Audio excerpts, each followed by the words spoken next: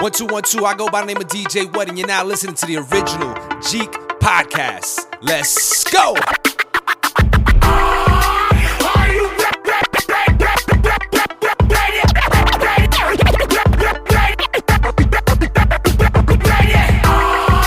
Ready to make an entrance, so backward cut.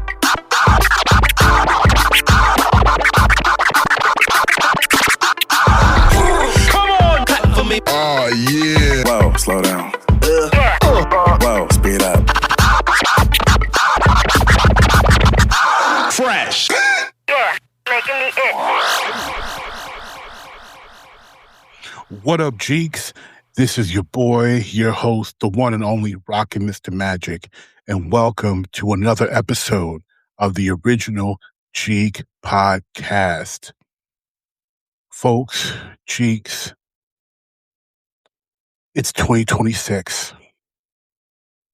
Unique DNA started doing this thing back in 2016.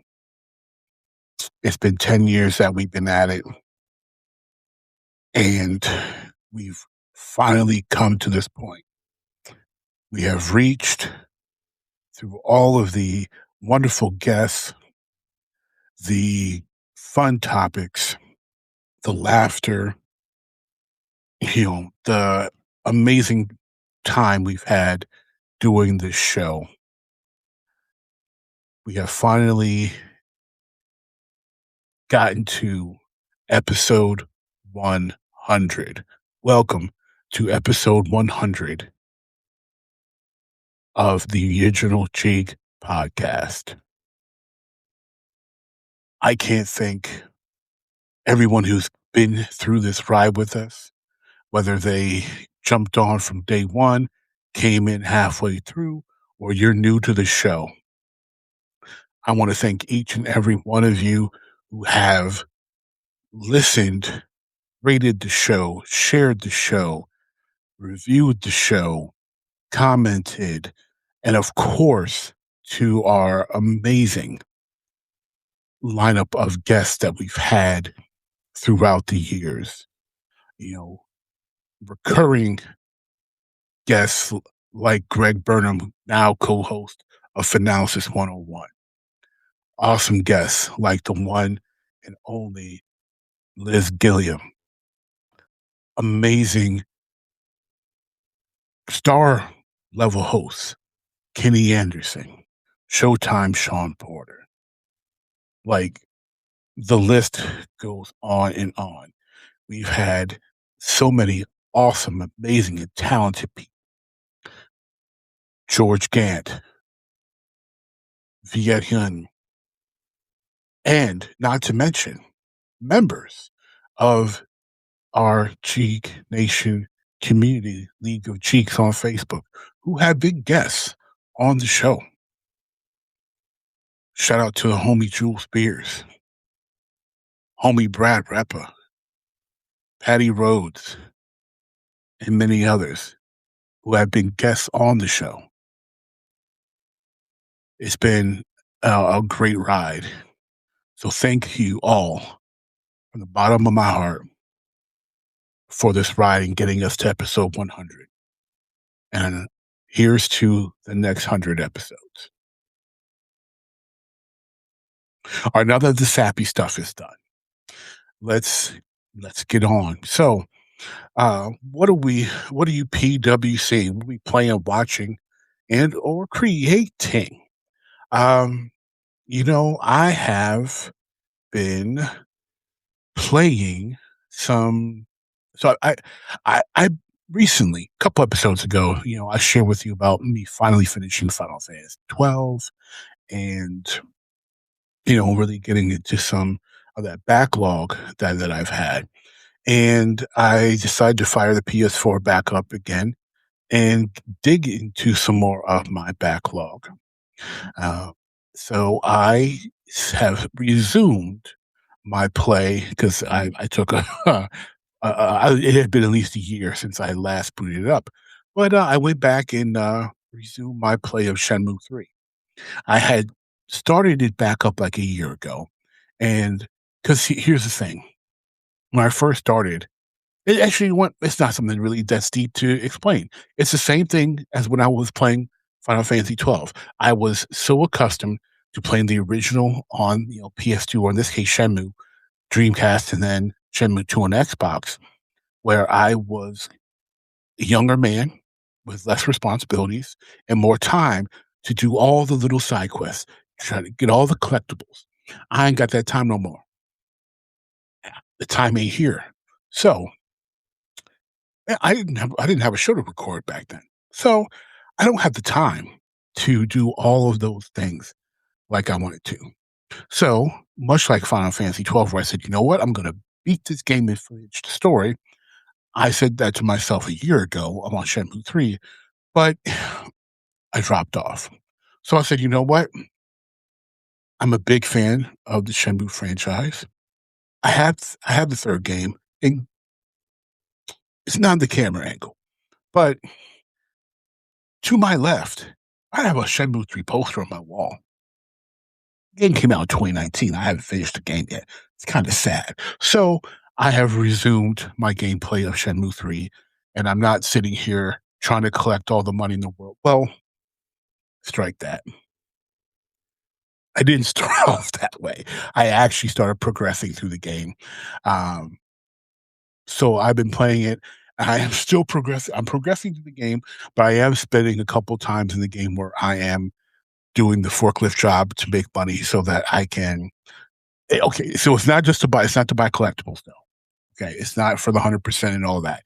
It's so that I can afford all of the move books, so I can increase my fighting ability, because the combat is a little harder in Shenmue 3 than it was in 2 and 1. So that is why I'm doing the forklift jobs, because it's a forklift job multiple times during a day within the game, because that earns the most amount of money, and I need to be able to afford these very expensive set books. So that is why I am not going through the game story wise as fast as I could.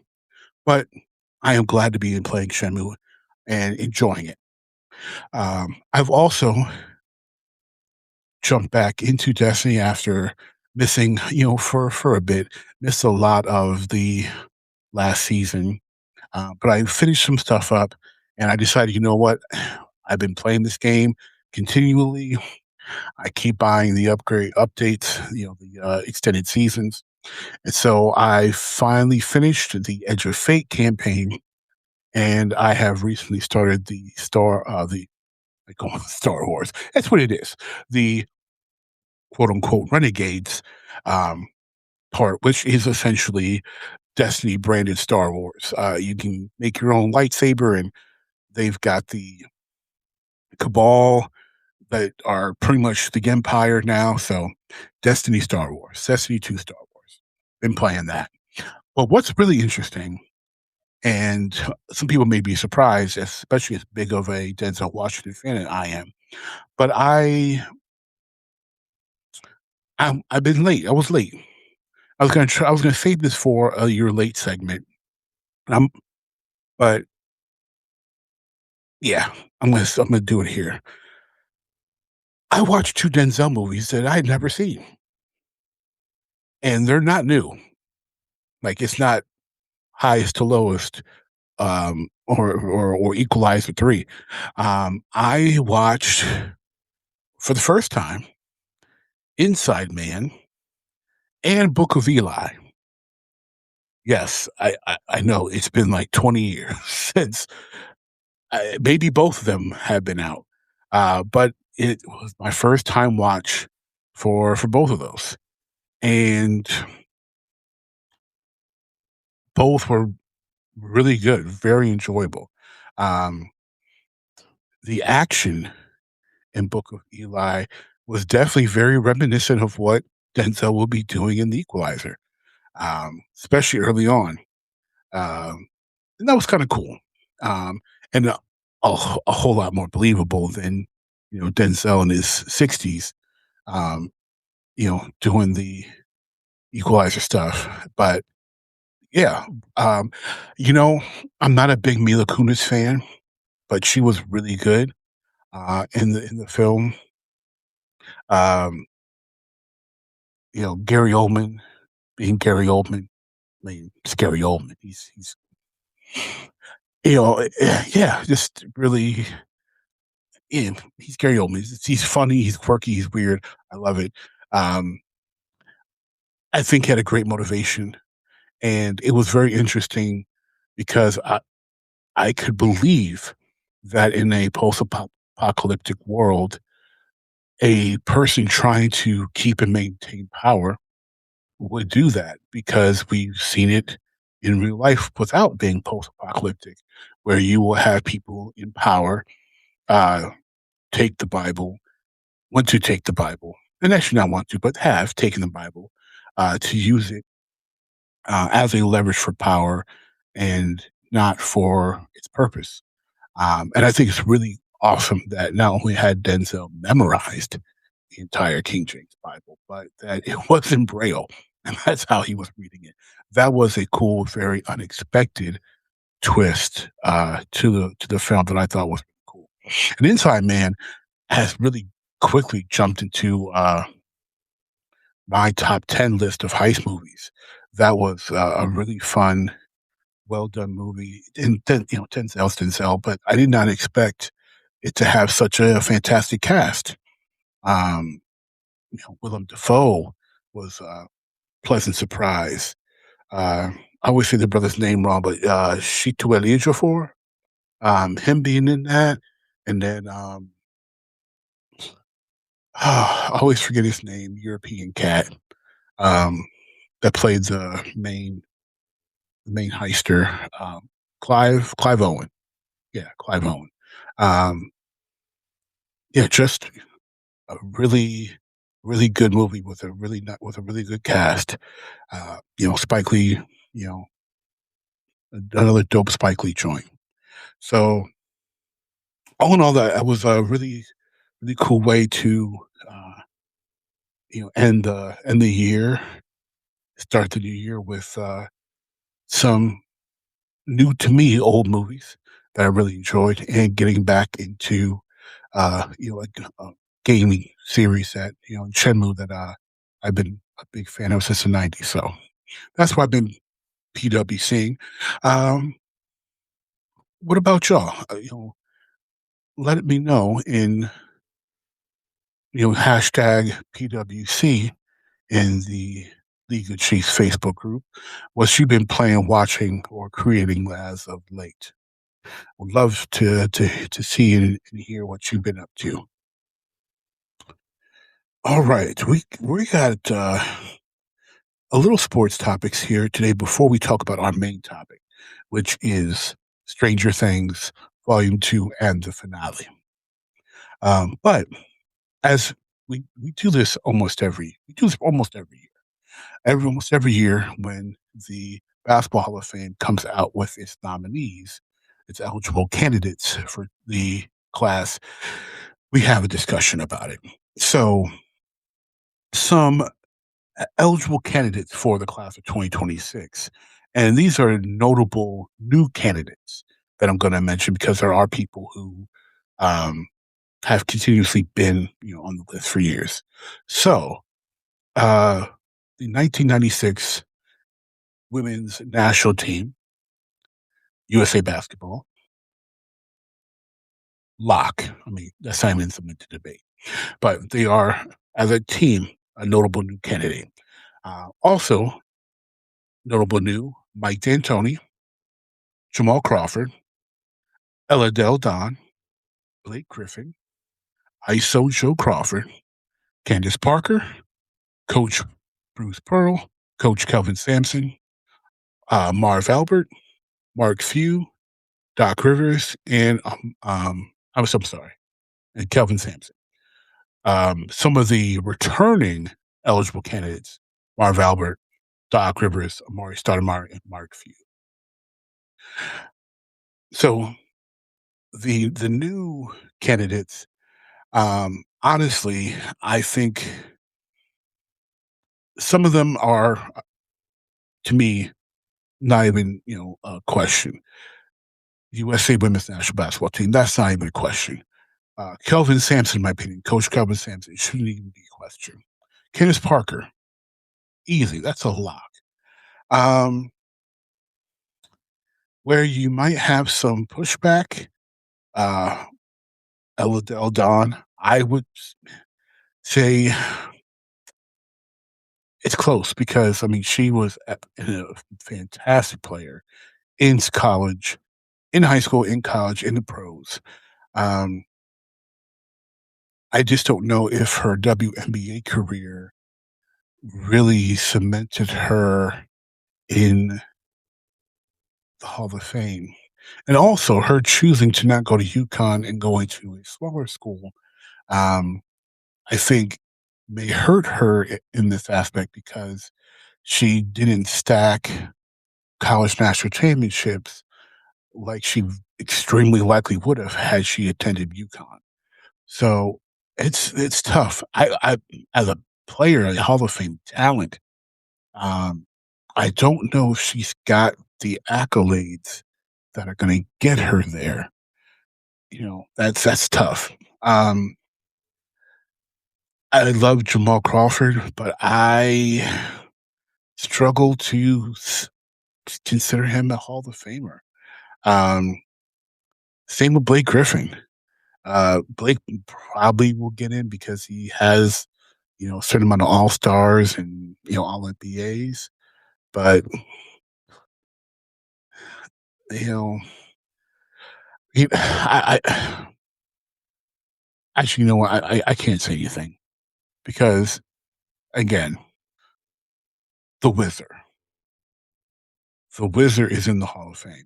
So if the Wizard's in the Hall of Fame, and darn it, ISO Joe, Blake Griffin, Jamal Crawford all belong in the Hall of Fame because the Wizard is there. And if you don't know who the Wizard is, this is a reference to an episode of Finance 101 where we talked about players in the Hall of Fame that really shouldn't be there. Look up the Wizard in Basketball Reference, and you'll know what I'm talking about. So,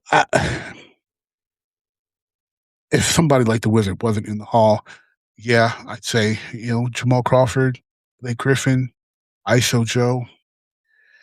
I don't know if I can bring you in, but the Wizard. And honestly, I mean, Chauncey Billups is in the Hall of Fame. Blake Griffin had a better career than Chauncey.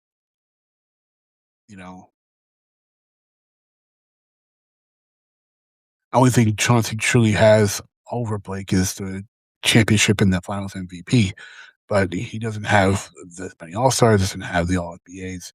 You know, um, yeah, I love Chauncey, but never thought Chauncey met Hall of Fame standards. So, yeah. And speaking of that, I'm going to use this to help to bolster an argument I've made on someone who I believe should be in the Hall of Fame. At least in one way, maybe two, being that we're on this topic. And I wasn't really going to harp on this much, but now that I've kind of talked myself into it, I kind of have to. So this is somebody who people don't like, and this is a big reason why he's not in the Hall of Fame. Because he's not a really nice person. He's not a nice person at all. He's a person people can't stand. I like him, but if he honestly wasn't a member of my favorite team, I'd probably hate him. And yes, I'm talking about Bill Laimbeer.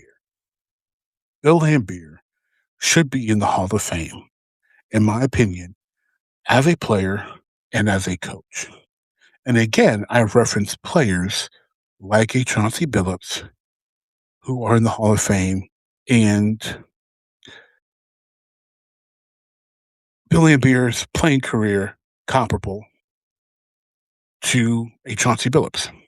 Now, granted, Bill does not have the Finals MVP, but he is a two-time champion with career rounding up because just easier to do the whole numbers. Career 13 and 10. 13 points, 10 rebounds, 2 assists. 49, 49.8, 50% from the field, 33% from three, 84% from the free throw line. Stretch five before anyone had really had a concept of a stretch five. And on top of that, he was a 4-time All-Star, 1-time rebounding champion, and of course, 2-time NBA champion. Bill Laimbeer should be in the Hall of Fame. But that's him as a player. Bill Laimbeer, if you don't want to put him as a player, and because your writers, you hate him, every writer that's not a Detroit Pistons beat writer can't stand the guy, and for good reason, especially if you are a writer who was in or covering the Chicago Bulls, the Boston Celtics, the LA Lakers are, three most noted Bull rivals, but also other teams that we saw a lot and that we did not like the Cleveland Cavaliers. You don't like us.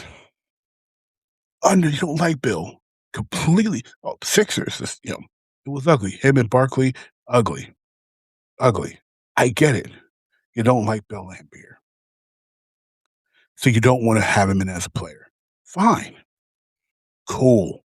I get it.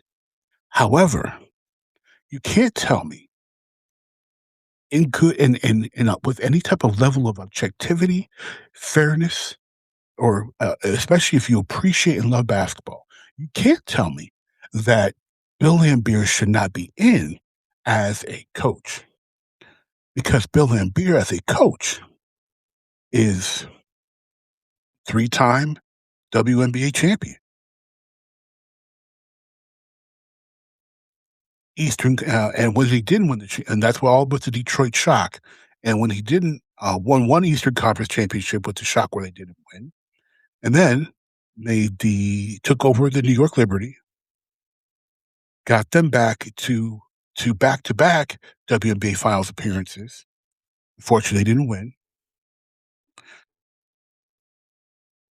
And then, but they were 2-time Eastern Conference champions, then went to the Las Vegas Aces, had them as a successful program, Western Conference champions, and the team that, and we're not taking anything, I'm not taking anything away from Coach Becky Hammon, who I have a great amount of respect for. But the team that she coaches now, that's the team he built. Bill Laimbeer built that team. Even though it's a little bit different now with Kelsey Plum no longer there, but Kelsey Plum, Aisha Wilson, Chelsea Gray, Jackie Young. Bill Laimbeer built that team. He built that squad. And then Becky, took over. And Bill was getting old. He couldn't really handle the all the time on the bench and stuff. He felt it was time for him to step down. But that Aces squad that just won the championship, minus Kelsey Plum, Bill Laimbeer built that squad. He set that foundation, much like, a Mark Jackson building that Golden State foundation and Steve Kerr helping them get to another level. So a lot of their success, not all, but a lot of their success is tied to Bill Laimbeer. So, but 3 WNBA championships, winning season after winning season after winning season. Bill Laimbeer should be in the Hall of Fame as a coach, at the very least, if not also as a player. I'm going to post this as a poll. I want to hear your feedback. I want to hear what you think. Should Bill Laimbeer be in the Hall of Fame as a player, coach, or both? I say yes. But what say you? All right. Speaking of what say you, if you have something to say, why not start your own podcast?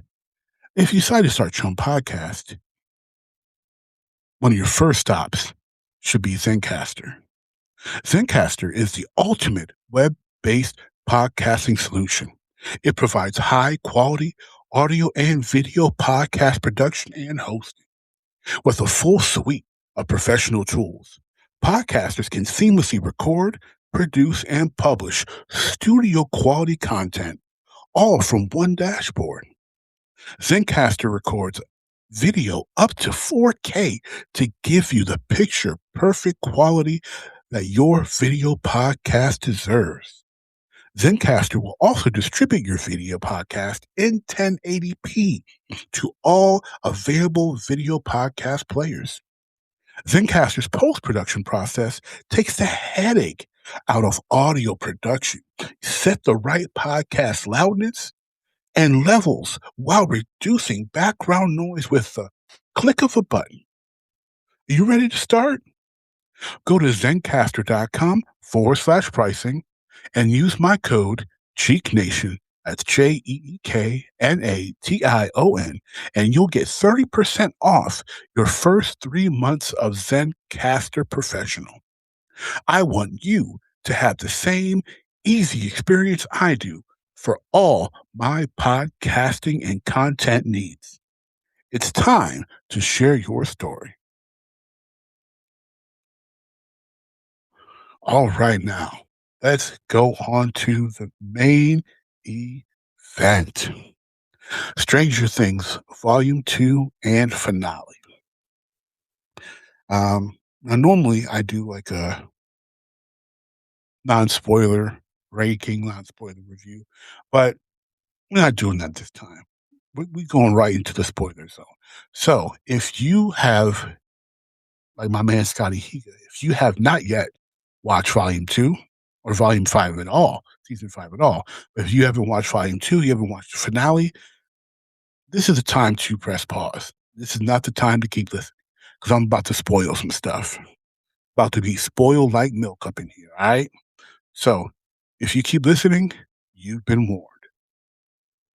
Okay. So we have 3 episodes in the Volume 2 of Stranger Things 5.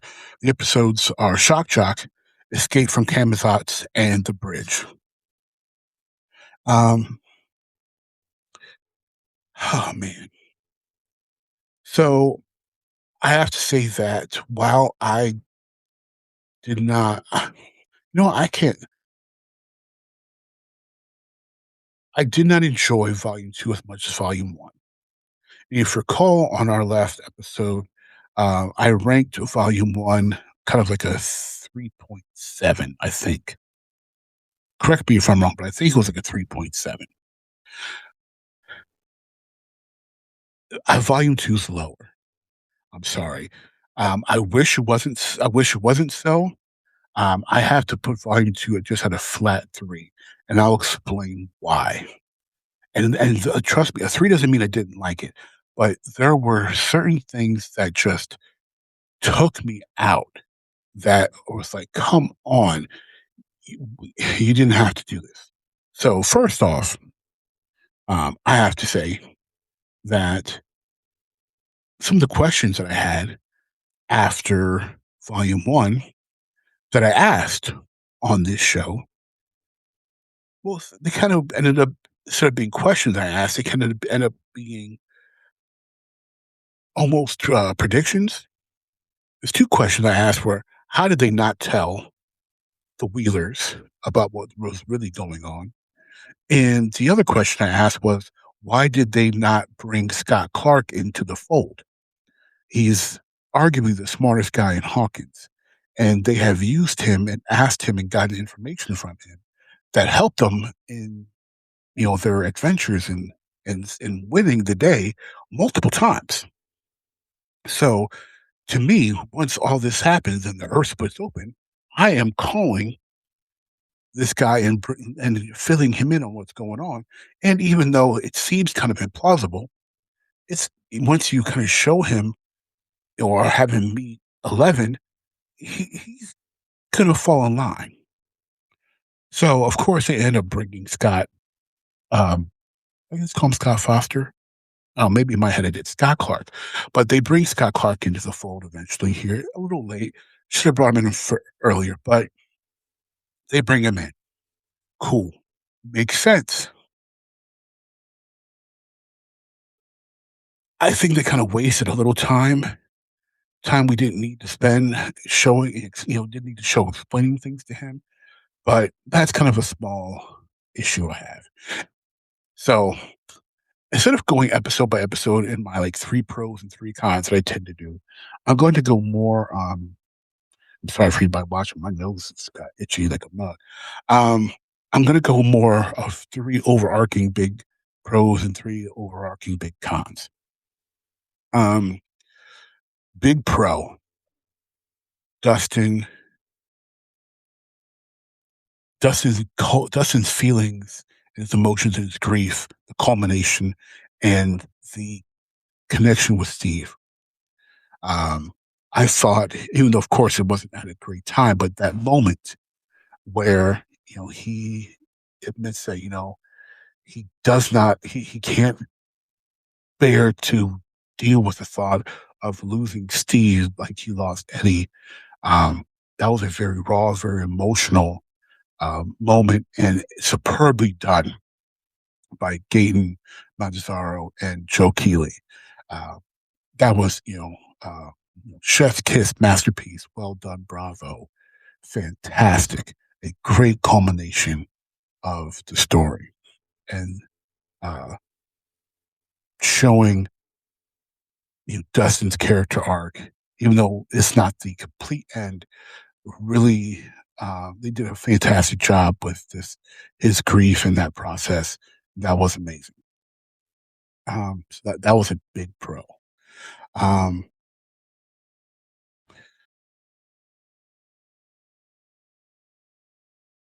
I thought it was interesting the way they discovered new information, the way Dustin did, but in the Upside Down, by finding Dr. Benner's old notebook.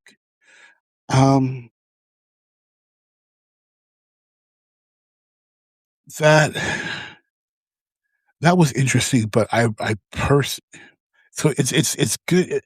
It's not a pro, it's not a con. It's kind of, to me, it's kind of in the middle, because I think that it's, even as smart as Dustin is, he's extremely smart. They've established through the series that he is extremely, not even bright. The kid's brilliant. He's extremely intelligent kid. He has always needed some assistance in figuring out some of the smart stuff, because he's not a genius, but he's very bright.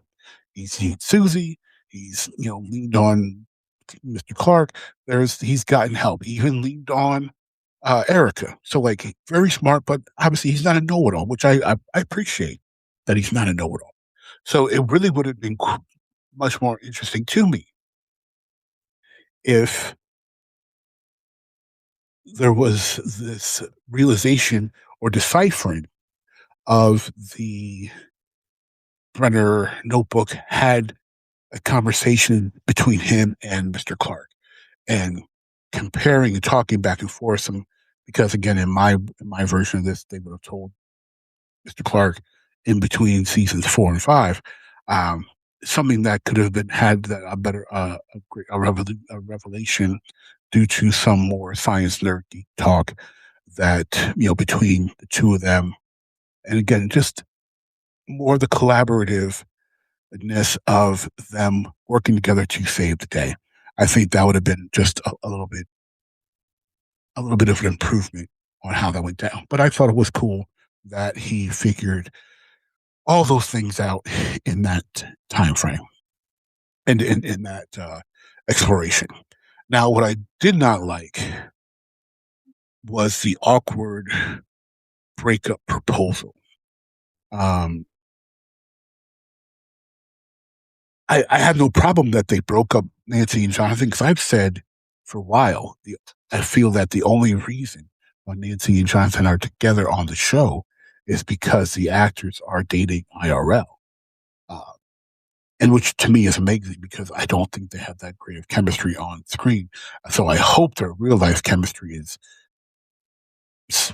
actually is a lot better because I just never bought them on screen.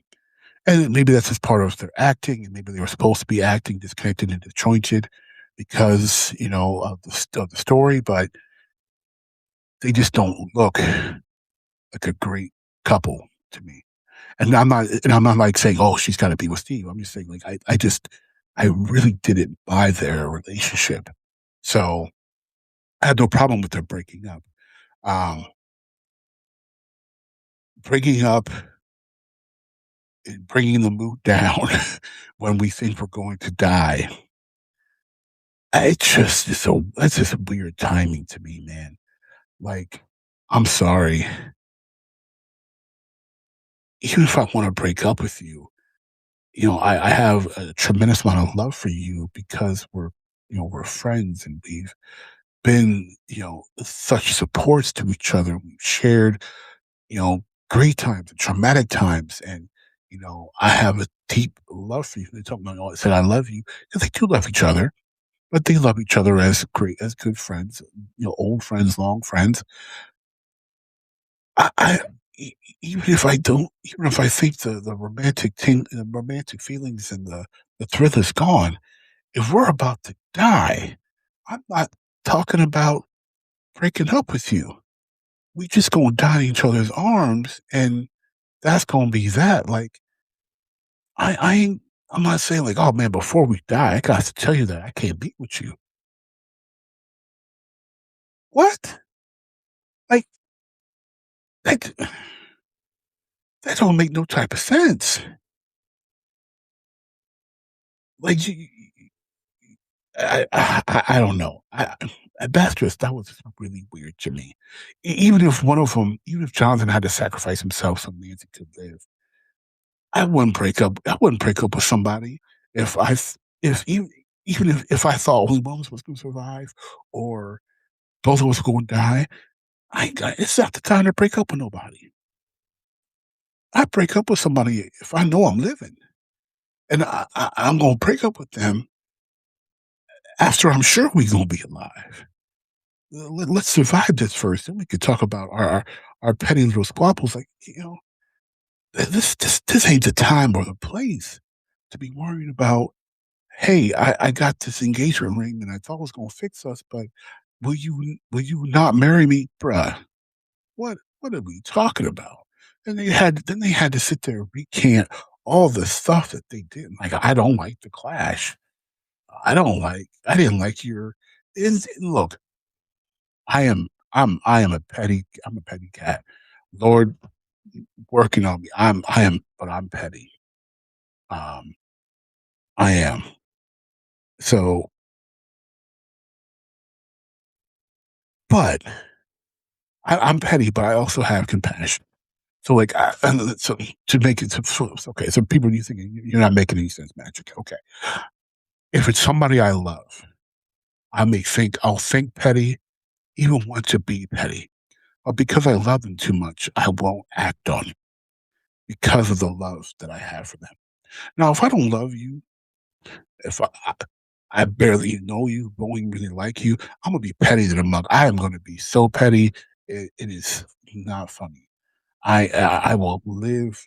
I will be petty, petty, petty. Capital Petty. Like, you will think that I'm the coldest, most ice cold, no feeling having this cat out there. But if you're somebody that I have a connection with, a real, genuine connection, and Nancy and Jonathan have real, genuine connection, I can't. As we're expecting to die, I'll be sitting there talking about how I didn't like your shirt and I gave it to Goodwill. What kind of childish crap is that? Ridiculous. Ridiculous. Like, just music taste. Like, come on, man. And they're not teenagers no more. Like, they're not 17 no more. They grown. They're like 19, 20 by this time. Like, come on. What are we talking about here? What are we doing? So that was a big con for me. I'm sorry, but that was silly. Okay. So I don't want to harp on. I don't want to feel like I'm harping on the cons. Um, but let's go back to a pro. Um,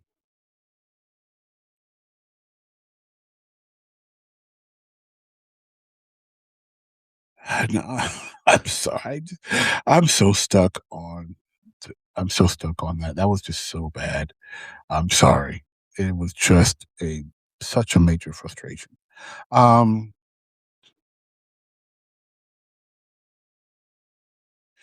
I'm so okay. I'm extremely glad that Max made it out. Um, you know what? Dadgummit. Dang it. Every time I have a pro, unfortunately, it's almost tied to something that just took me out and drove my rating of Volume 2 down. So, like, I'm so happy that Max gets out. And what's makes me happy is the revelation that it wasn't Kate Bush. It wasn't the song. It was the song triggering the happy memories, and so many of those happy memories were tied to Lucas and their connection, their bond, their love affair. I thought that was great because honestly, I did not see that being the trigger for Max getting out, getting free. So I thought that was fantastic. That was great. The other thing I thought was great was Noah Shap's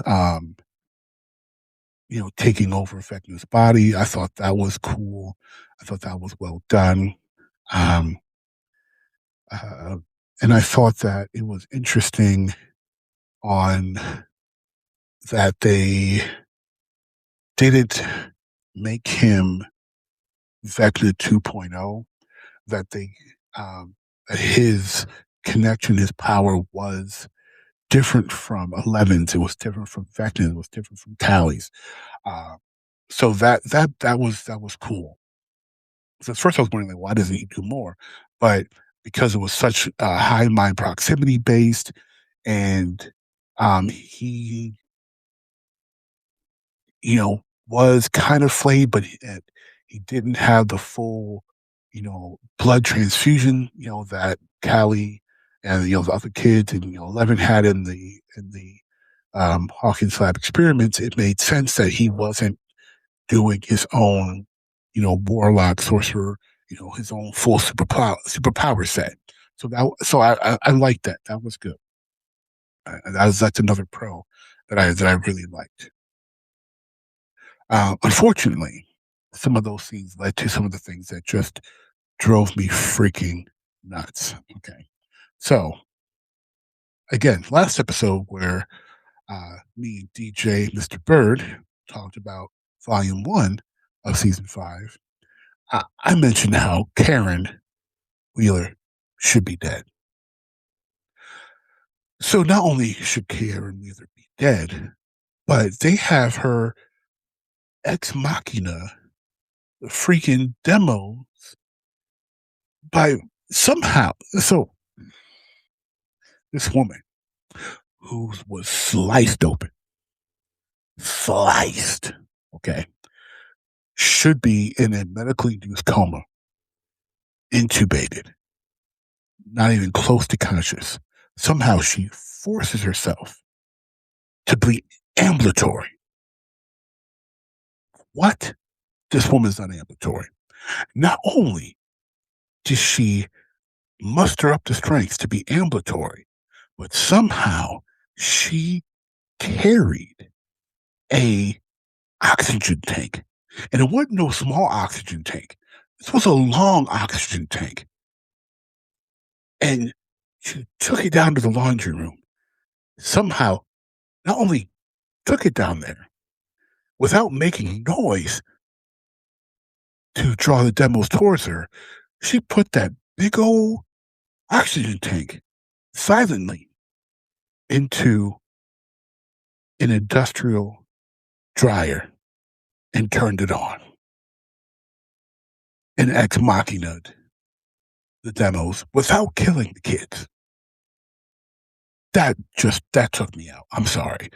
The Karen ex machina completely took me out. And then when she wants to go along with them, then they say, you need rest. That woman is clearly Superwoman. She don't need no freaking rest.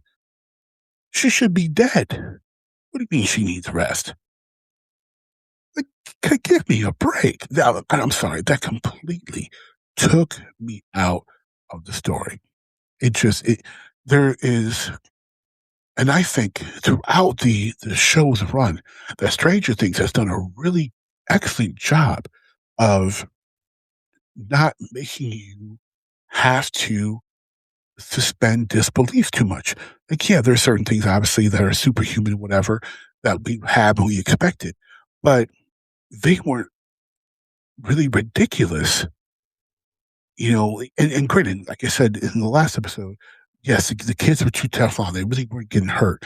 But, like, when people were hurt, nobody was, like, miraculous, no one was really, like, miraculously healed, even Elle limped a bit in season 3 after the mall fight, when she got, when she was a little infected by the part of the Mind Flayer mouse, massive flesh body thing. Like, she was impacted by that. But Karen apparently she's got some, I don't know. She's half Wolverine. I don't know what it is, but she a mutant healing factor kicked in because out here running around with oxygen tanks and ex machina and talking when she had her throat gone ripped out. Like, come on. Karen don't need no type of help, apparently.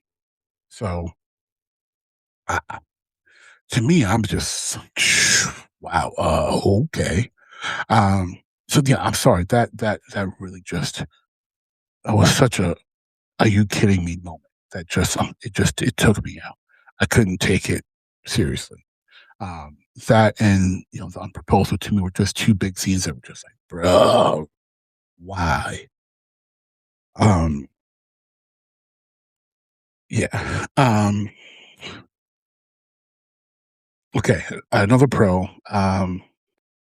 Max and Holly's. Yeah,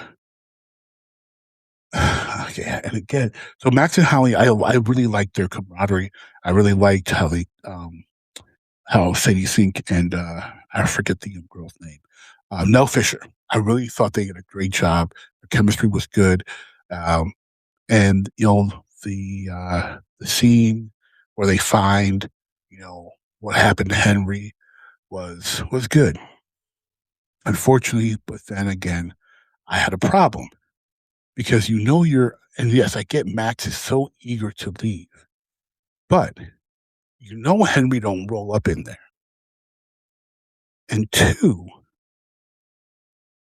that you are in a memory and you can see something big is happening.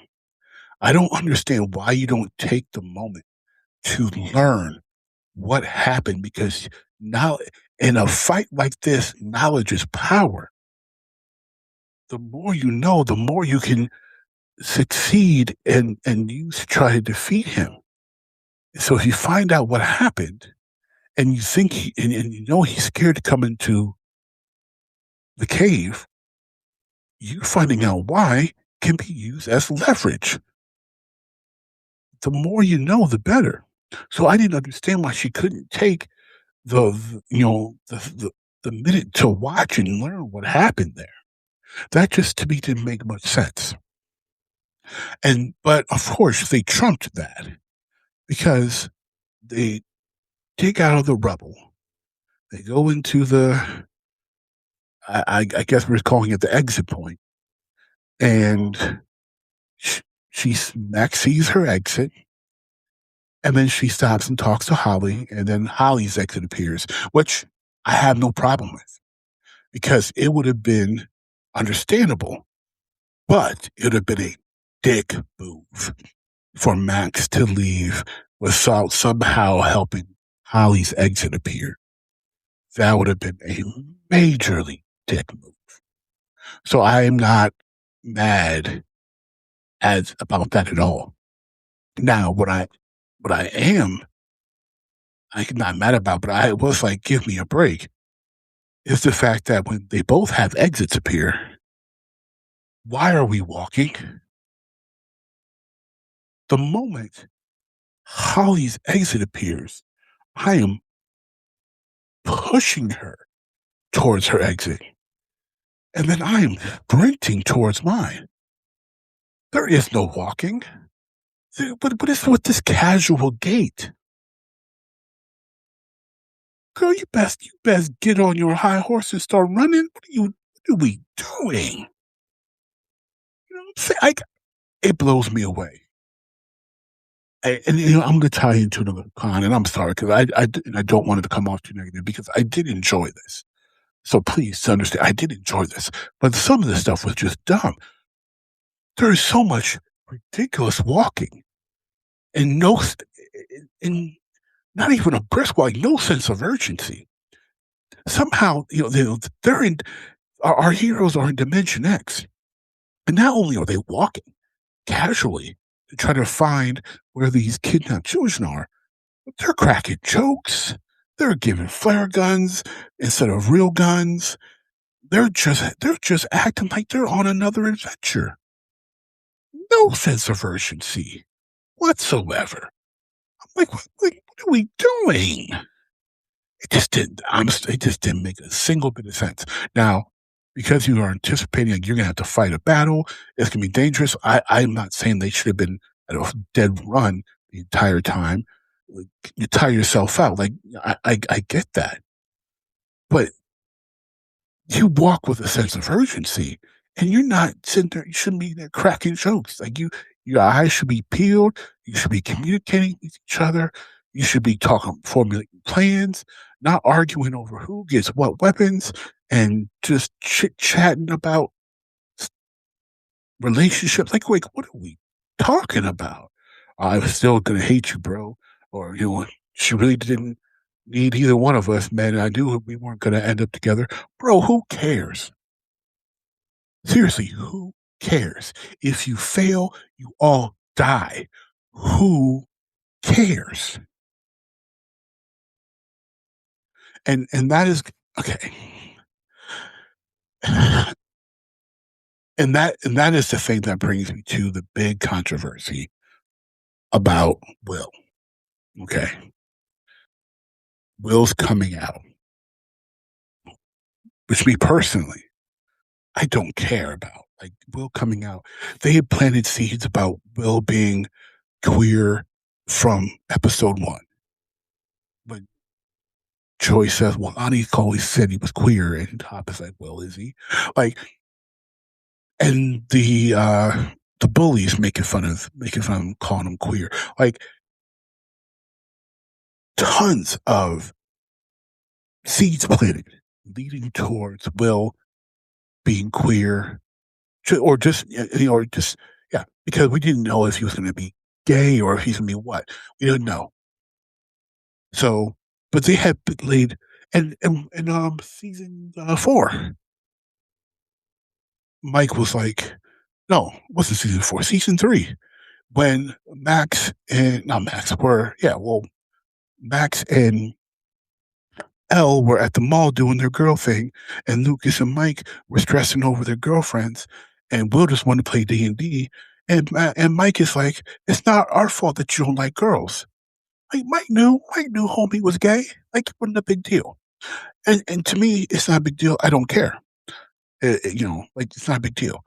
So, but him coming out in the 80s, especially for he's supposed to be 17, 18, he's teenage, they're supposed to be like freshmen or sophomores. So like 15, 16. That's a big deal. Coming out, not a very socially accepted thing. So coming out to your mom, coming out to your friends, that was a big deal. Absolutely. My problem with the coming out was this. It was the explanation on why he needed to come out at that time.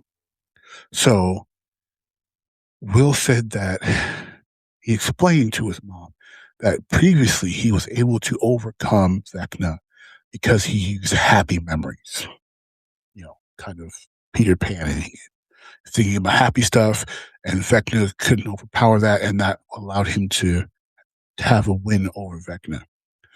And so he said, but this time he couldn't stop Vecna because Vecna looked into his mind and showed him a future where his friends find out that he's gay, and some of them are cool but kind of like standoffish, and other ones aren't friends anymore. Now, my problem with that, and not that is not a legit concern, even in 2026, where homosexuality, being queer is socially more acceptable than it was in 1986. Okay, but it's still hard for people to come out because not everybody agrees, and coming out to people who don't agree can be hard because they may not be kind about it. Even if some people can come out and their loved ones don't agree, but they're kind and they say, "Hey, we appreciate you telling us. We love you. We're not going to kick you out of the house. We're not going to, call you names. We're not going to mistreat you. Whether we agree with your lifestyle or not, we're not going to mistreat you. You're still a human being. You're still our loved one. We're here for you. We want you to be safe. Don't go out there and get Jeffrey Dahmer. Respect our house rules. Like you're dating anybody, whether you're dating a girl, dating a boy. Don't come home past 10:30, whatever the situation is. But obviously, some people have those very real situations where they might get kicked out of their house because their family members, don't agree with a queer lifestyle. So, very legitimate concerns. However, that concern is very low stakes compared to the fact that it's the end of the world if you lose. So the fact that a future where his friends don't like him anymore is what overpowered his mind. When the stakes are everybody dies, just doesn't make sense. Now, if it was something from season 1, season 2, even season 3, where where that worked on Will and that overpowered his mind or it caused him to, like in The Spy or whatever, where he's fighting back mentally, and then Vecna shows him that future that it's not real, that predicted future, and that causes Will to lose the mental battle. That makes more sense because he's younger and the stakes weren't the end of the world at that time. But now where the stakes are literally the end of the world, where Vecna is pulling two dimensions together and is going to likely kill everybody, even if the merging of the worlds doesn't kill everybody, the Demogorgons, the Demodogs are going to. You coming out is not that big of a deal compared to the end of the world and everybody dying. And so that's my problem with it. It's not the coming out. It's the fact that it doesn't compare to the stakes. When the stakes are that high, who cares if you're gay? Who cares if you're not gay? When everybody's dead. Everybody's dead trumps any other stakes. It's an end of the world stakes. Nothing else trumps it. Like it's we win or we die. So to me, if we win or we die is the stakes that I know is happening. You putting into my mind that my friends aren't going to like me because they know I'm gay or because they know whatever deep, dark secret a person could have. That's not going to overpower my mind because I know if you win and I let you get control of me and you get an advantage that helps you win, I know everybody's dead. So like maybe it's just me, but when the stakes are so high, that just does not it doesn't compute. It doesn't mean much when everybody's dead. So that was my big thing for that scene. It just it didn't have to me. It didn't have to tie in to the explanation of this is how Vecna overpowered my mind. That's the part that got me like, are you kidding me? Because the rest of it, cool. He needed to have that moment, part of his self revelation, self accusation.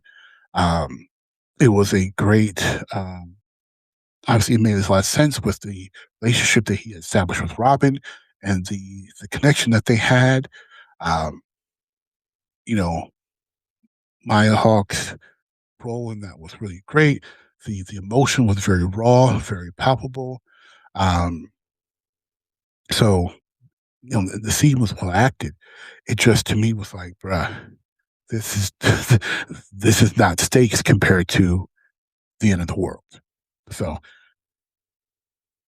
yeah, just those were some of the those are some of the things that got me to just be like, eh. So that unfortunately, and honestly, it's the same thing that kind of got me with Hopper.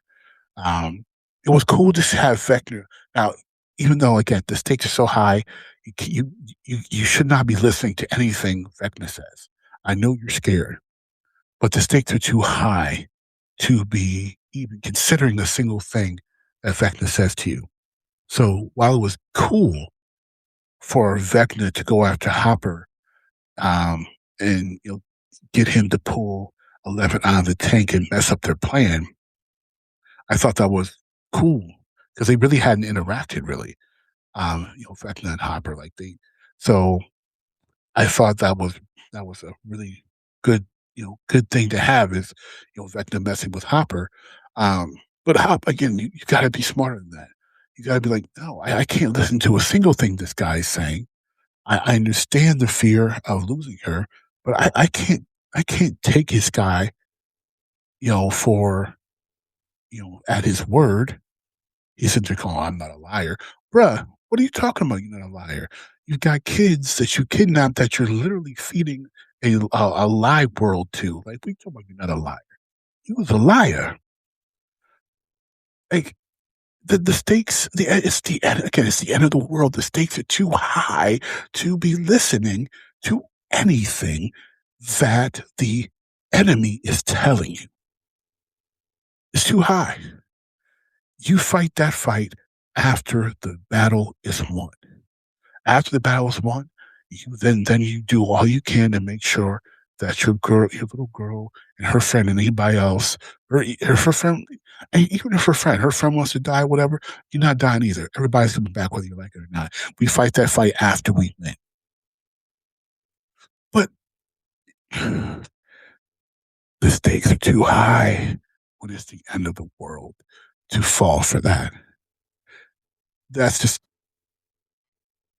I know we have, and yeah, I know we have to have people do dumb things in the heat of the moment. I get it, but they are way too experienced to make those type of dumb decisions.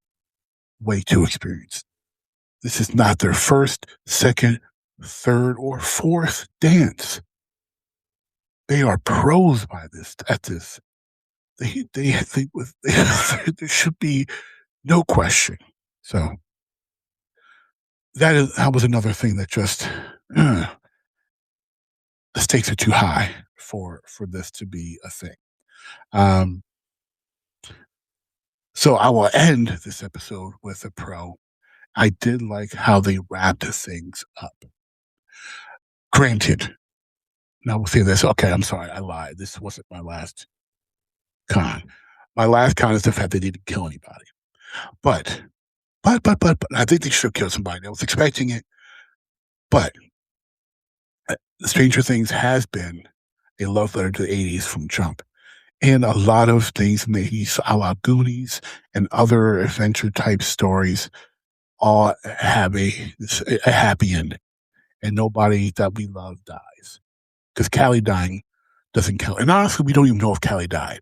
Because that whole illusion thing, Callie could have made herself look invisible and walked out, and Callie could be roaming somewhere we don't know about it. So we really don't know if Callie dead. So Callie's death, alleged death, that don't count. But because, again, love letter to the 80s, I think it's great that they wrapped everything up in a nice, very warm, loving bow. Gave everybody a moment, really. Obviously, the main cast a moment. And everybody had a bit of time to say goodbye. The only thing I didn't like about it, this is a very small thing, I felt that Murray deserved a goodbye. We saw Mike, we saw Lucas, we saw a little bit of Erica. Obviously, we saw Dustin do what Eddie said he was going to do on graduation. You know, somehow Max graduated after being in a coma all that time. But, hey, okay, whatever. And we got our goodbye with Jonathan and Robin and Nancy and Steve. And, of course, Hop and proposes to Joyce. So our main cast, and then allegedly Elle survives and is somewhere, in the Amazon with 3 waterfalls. So everybody is cool. And I think it was a very nice, happy, warm bow to put on the story. Would I have liked to see them in actual peril and someone have to sacrifice themselves, die? Would have liked it, but it's not a big knock. It wasn't a necessity for it to happen. And honestly, when it didn't happen in volume 2, I knew it wasn't going to happen in the finale because you had your chance to create suspense and show that the main characters weren't invincible, and you passed on that. So there was no way they were killing anybody in the finale. That just wasn't happening. Well, the okie doke they tried to get us with Steve, I would have believed it in beginning, volume 1 or volume 2, but by the finale, nobody was in any danger. So, but it was a very, very good wrap up to a 5-season series that I would, overall as an entire piece, even though I was disappointed with a lot of the things in volume 2 as an entire series, I rated top. I rated a 5 out of 5. It is peak of the streaming television era. We got to see, talented kids grow up, and within a cohesive story that, for the most part, was a very grounded sci-fi horror story that was extremely enjoyable. And there will be kids learning about this in college. The Duffers did a fantastic job. Shout out to them for creating and making such a fantastic piece of art that we have enjoyed over these past 10 years. So that is my culmination of my review for Stranger Things Volume 2 and the finale. I would love to know what you guys think about it. How much did you like it, not like it? Were you satisfied with the ending? Let me know. Share in the League of Jeeks Facebook group. I'd love to hear what you think. So that's going to conclude this episode of the original Jeek Podcast. I'm your host, RockinMrMagic, and again, thank you for being with us on this ride to episode 100. We could not have done any of these episodes without you Jeeks who support us. So please continue to like, review, rate the show on your podcasting app of choice. We are on Apple, Spotify, Good Pods, which is our app of choice, and Castbox and others. And if you can't find us on your preferred app of choice, let us know. You can email us at jeeknation@gmail.com or message us on social media, Facebook, Twitter, Instagram, whatever, and let us know that you can't find us, and we're glad to make sure that we are on your podcasting app of choice. Until next time, peace.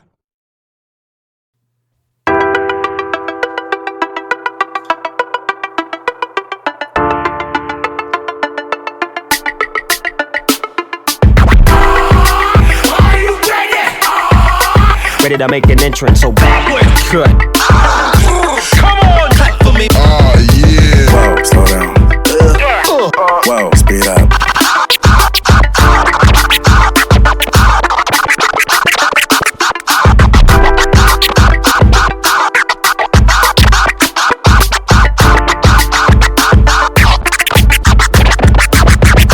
This is DJ What, and you're listening to the original Jeek Podcast.